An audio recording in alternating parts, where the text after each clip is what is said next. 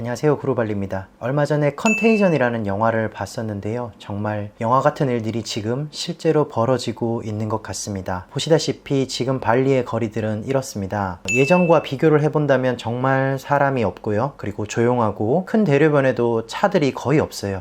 관광지도 마찬가지로 차가 없고 사람도 거의 없다고 보시면 됩니다. 먼저 간략히 인도네시아 전체 소식을 전해드리자면, 인도네시아는 3월 30일 기준으로 확진자가 1285명이고요. 그리고 사망자가 114명으로 집계가 됐고, 자카르타가 675명으로 확진자가 가장 많습니다. 발리 같은 경우는 현재 확진자가 10명이고 사망자는 2명입니다. 네, 그 사망자 2명은 모두 다 외국인이고요. 인도네시아 대통령은 폐쇄를 하지 않고 사회적 거리두기를 적극적으로 권장하고 있는데, 다만 이제 일부 자와 뜨갈시라든지 이런 곳에서는 전체 폐쇄를 결정을 했습니다. 그래서 들어가지도 나오지도 못하는 초강수를 두기도 했습니다. 앞으로는 이렇게 전체 폐쇄를 결정하는 자체주도 나올 수 있겠다라는 생각이 들었습니다. 그리고 다음으로 제가 살고 있는 발리 소식을 좀 전해드리자면, 일단 지난주 똏비 때는 5.19 행사를 비롯해서 전체적으로 모든 종교 행사나 모임을 금지를 했습니다. 그래서 비교적 조용한 똏비를 보냈고요. 학교들 같은 경우는 시마다 다를 수 있겠지만, 저희가 살고 있는 덴파사르시 같은 경우는 일단 무기한 휴교에 들어가서 언제 개학을 할지 아직은 알 수 없는 상태입니다. 그래서 다른 학교들도 다 마찬가지일 거예요. 그리고 발리 관광지 같은 경우는 대부분 관광지가 휴업에 들어갔어요. 그리고 바닷가 같은 경우도 꾸따, 짱구 같은 바닷가는 폐쇄에 들어가고 있습니다. 꾸따나 스미냑 등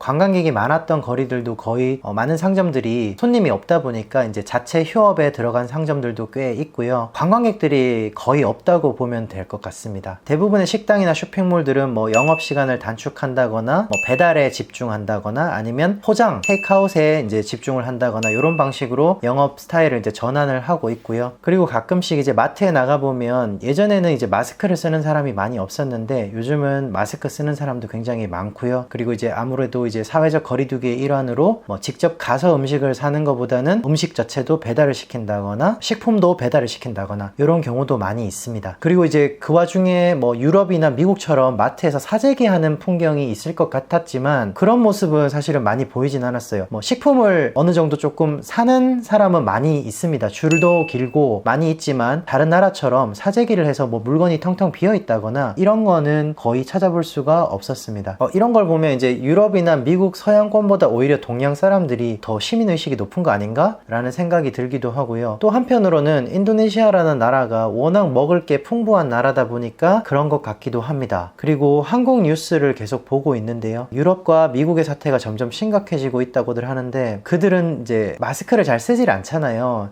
인도네시아도 마찬가지로 유럽 분들은 잘 마스크를 쓰지 않는 것 같더라고요. 그러다 보니까 저희도 오히려 이제 서양 분들이 많이 모여 있는 곳에는 좀 가기가 불안한 게 사실입니다. 이렇게 인도네시아 상황이 점점 좋지 않은 가운데, 제가 예전에 말씀드린 것처럼 여기는 병원이나 의료시설이 좀 낙후돼 있다 보니까 좀 불안한 마음이 없지 않아 있습니다. 그래서 한국에 들어가야 되나? 그런 생각도 들고요. 차라리 아프면 한국에서는 치료를 받을 수 있는데 인도네시아에서는 내가 과연 치료를 받을 수 있을까라는 생각이 들기도 하거든요. 사실 들어간다고 하더라도 처갓집 아니면 저희 부모님 집에 있어야 되는데, 이게 언제 끝날지도 모르는 상태다 보니까 부모님 집에서 계속 신세만 질 수도 없고, 또 생계는 인도네시아 발리에서 제가 해결을 해야 되는 문제다 보니까, 그래서 결국은 들어갈 생각은 하고 있지 않습니다. 그리고 이번 일을 겪으면서 정말 우리나라, 이 대한민국이 선진국이라고 생각이 들었던 게, 인도네시아 같은 경우는 지금 확진자가 몇 명이다, 사망자가 몇 명이다 이렇게 공개는 하고 있어요. 그러나 그 사람들이 어느 지역에서 발생을 했고, 어떤 경로를 통해서 이 사람이 감염이 됐고, 누구를 만났다, 이런 것들을 거의 공개가 이루어지지 않고 있습니다. 모르는 건지 아니면 조사할 수 있는 여력이 안 되는 건지는 잘 모르겠는데, 이런 것만 봤을 때도 한국 시스템이, 역학조사 시스템이 정말 우수하다라는 생각이 들었고, 또 이번에 인도네시아 외교부에서 우리나라 외교부에 방역 물품을 지원해달라고 이렇게 요청하는 것들을 보면, 그래도 우리나라 물건이 제일 우수하다고 생각되다 보니까 이렇게 요청을 하는 것 같아요. 그래서 요즘은 더 한국인이라는 게 자부심도 느껴지고, 진짜 한국만큼 좋은 나라도 없다고 생각이 듭니다. 예전에는